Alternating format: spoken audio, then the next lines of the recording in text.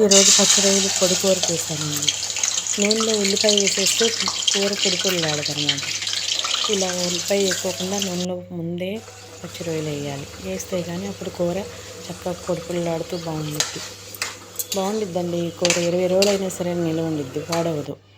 ఎందుకంటే అట్లా మనం వేయించుతాం అనమాట. ఇక చూసారా ఎలా అయిపోయి ఉంటాయి. ఇక దీన్నే మనం రొయ్యల పచ్చడి కూడా ఇంకొంచెం వేయించేసి తీసేసుకోవచ్చు.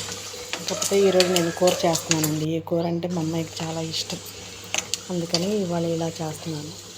బాగుండిద్ది. ఇంకా ఇట్లా వేగిన తర్వాత అప్పుడు ఉల్లిపాయ అల్లం వెల్లుల్లి పేస్ట్ వేస్తానండి. అప్పుడు కొంచెం అవి కూడా బాగా డ్రై అయిపోయేదాకా మళ్ళీ వేయించుతాను. ఇది చాలా టేస్టీగా ఉండిద్దండి. గుజ్జు కూడా వచ్చింది మనకు అన్నంలో కలుపుకుంటానికి కూడాను. మీరు ఎవరైనా సరే ఒకసారి ఇలా ట్రై చేసి చూడండి, మీకు ఖచ్చితంగా నచ్చుద్ది.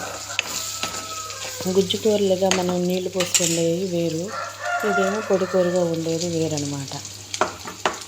ఇంకంతే చేసి వేసుకుంటామేనండి. ఇంకా మనం వాటర్ అంటూ పోయకూడదు అనమాట. నూనెతోనే ఏగిద్ది ఈ కూర, బాగుంటుంది. ఆఖరిలో కొంచెం గరం మసాలా వేసుకుంటే ఇంకా కూర రెడీ అయిపోయినట్టేనండి. ఈ వీడియో మీకు నచ్చితే లైక్ చేయండి, షేర్ చేయండి, సబ్స్క్రైబ్ చేయండి friends. Thank you so much అండి.